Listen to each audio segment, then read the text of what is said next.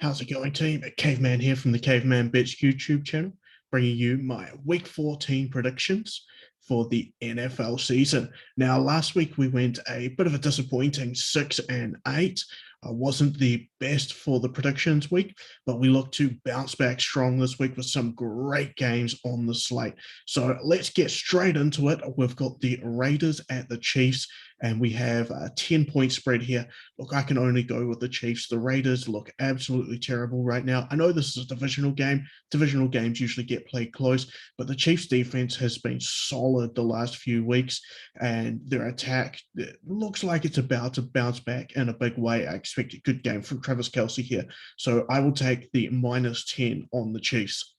Now, the Saints at the Jets. Saints, wow, what can you say about them? They have been shocking for a while now. Now, I can't get behind the Jets even at home. +5.5 under a touchdown. That's enough for me to get interested in the Saints. Alvin Kamara looks to be back for this one, and I'm thinking he's going to be the piece that has been missing for a while. So I'm going to be going with the Saints minus the 5.5 points. 49ers at the Bengals. Now, this is an interesting one. This is a bit of a banged up game. So 49ers banged up all over the field. You look like you've got Jermichael Hasty, maybe the only healthy running back there that they have on the 49ers team. Jeff Wilson's a bit 50-50 where he's going to go on this one. Bengals, Joe Burrow. I don't know how healthy he is right now. He doesn't look to have too healthy of a hand there on his throwing arm. So with what the Bengals need to do to be able to beat this 49ers team, and that's obviously getting the ball through the air, I don't know if they're going to have as much success as you would think they will. So I'm going to take the 49ers minus the 1.5 here. I think this is a bit of a trap line. The Bengals getting the points, even just the 1.5, I think it's going to entice a lot of people. I have a feeling this is going to be a 49ers game, so I'll take them minus the 1.5. Jaguars at the Titans. Now we have -8.5 right now for the Titans, and I want every piece of the other way. I know the Jaguars aren't a good football team, but this is a divisional game. Divisional games usually get played a wee bit tighter, even though the Jags are terrible and the Titans blew them out in the first game. But the Titans look like they're going to have no A.J. Brown. Julio Jones likely won't play, although there is a chance he can be back for this one. They've got very little in the way of running backs. Ryan Tannehill's having a poor season. Do you know how bad this Titans defense was last season? And this is the best part of their game right now. I know it has improved a lot. Kevin Byard is playing amazingly, but I just don't think I can get to the 8.5 on this. Likely the Titans win this game, but they're pretty much locked into a playoff spot. They could have a down week here, even though they are off the bye. I think they are going to have their eyes ahead. So I'm going to take the Jaguars plus the 8.5. Now we've got the Ravens at the Browns. I like the Ravens, but I'm not going to be taking them in this one.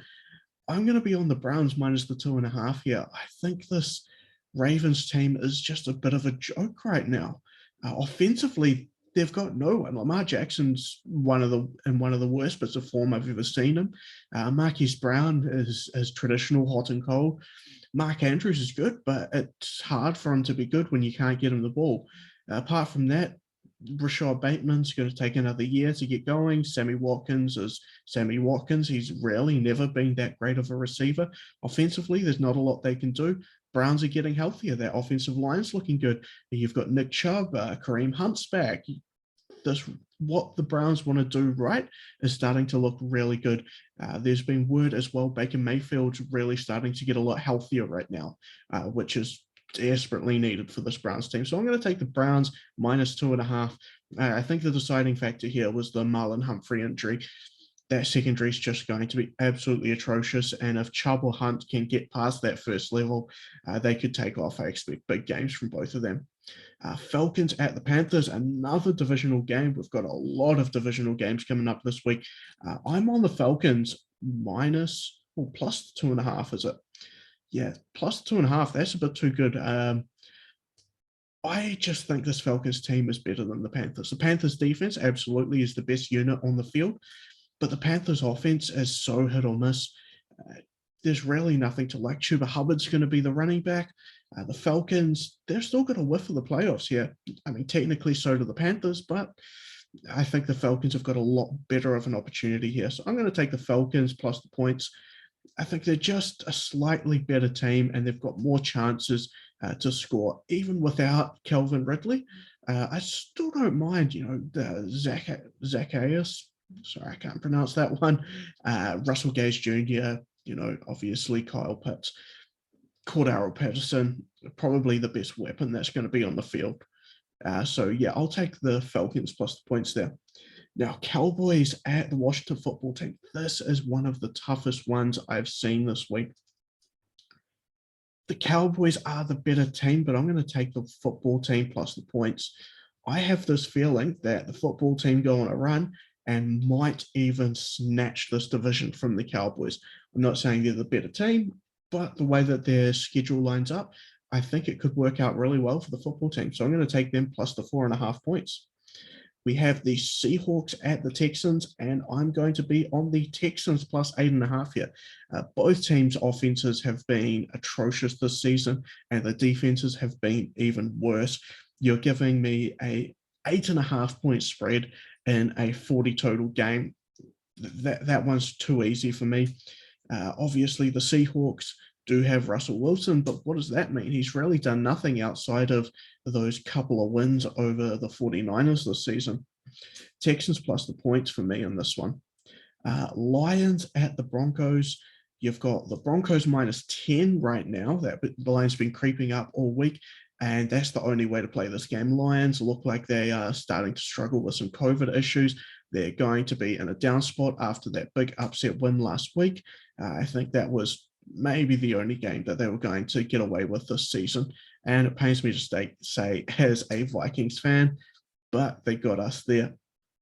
Broncos, not a bad team, let's be honest. This Broncos side, they've got all the weapons. They just need a quarterback to be able to get those weapons the ball. I like Teddy Bridgewater, but I think he's not going to have a job in Denver once we hit the off season. They'll definitely be going after one of these potential high price free agents or going for the trade. Giants at the Chargers. Man, Giants. Jake Fromm looks like he's going to be quarterbacking this one. So I'm on the Chargers all day, minus 10. Chargers obviously have been extremely hit or miss, but I don't think the Giants are going to put up that many points at all. I think their peak might be 14 points. I can't see them putting up any more than that, to be honest. Most likely closer to 13 with a touchdown and a couple of field goals. So I will take the Chargers here. I think they're definitely in the 27 to 37 point category for this game. The Bills at the Buccaneers. Now, originally, earlier this week, I was leaning towards the Buccaneers, but we're now at 3.5. And if you're going to give me that hook, I'll take the plus 3.5 on the Bills. Thanks. That one's just easy for me. This game is going to be an absolute shootout. I can see this coming right down to the end, and I'll be taking the team that's getting over the field goal. Bears at the Packers. We've got the Sunday night football game, another divisional game here. Minus 12.5 on the Packers, and that's the side I'll be on as well. The Bears just struggle offensively. I know they did a few things last week, but it was because the Cardinals were that far ahead that the Bears were able to actually play ball and throw it out. They're not going to have that same luxury in a cold Lambeau field. The Packers defense is starting to get healthier. Their offensive line is starting to get healthier as well. So I definitely think the Packers are going to go on a run here, and it's going to start with Aaron Rodgers once again owning the Bears. Rams at the Cardinals on Monday Night Football. So 2.5 is here, and tough one to pick a side. I'm going to lean towards the Cardinals simply because I can't trust Matt Stafford with the way he's been playing over the last 5 to 6 weeks. It doesn't get me excited at all taking the Cardinals minus the points, but I think this is again going to be a high-scoring game. and you're getting on the right side of the field goal for this. If it was at 3.5, I would say I would be on the Rams, but on the 2.5, I'll take the Cardinals. But like I said, if this line moves, even if it gets up to the 3, I'll likely be on the Rams plus the 3 if we get there. So that does it. That's my predictions for the NFL Sunday and Monday games for Week 14. Now, guys, please give the channel a subscribe, like the video, hit that notification bell so you know when we're going live and when we're dropping content. Everything helps us so we can try and boost this channel up. We've got tons and tons of content coming out. I think we've got about 4 videos dropping today. So lots and lots of stuff to get excited for. All right, guys, enjoy the week. Bye.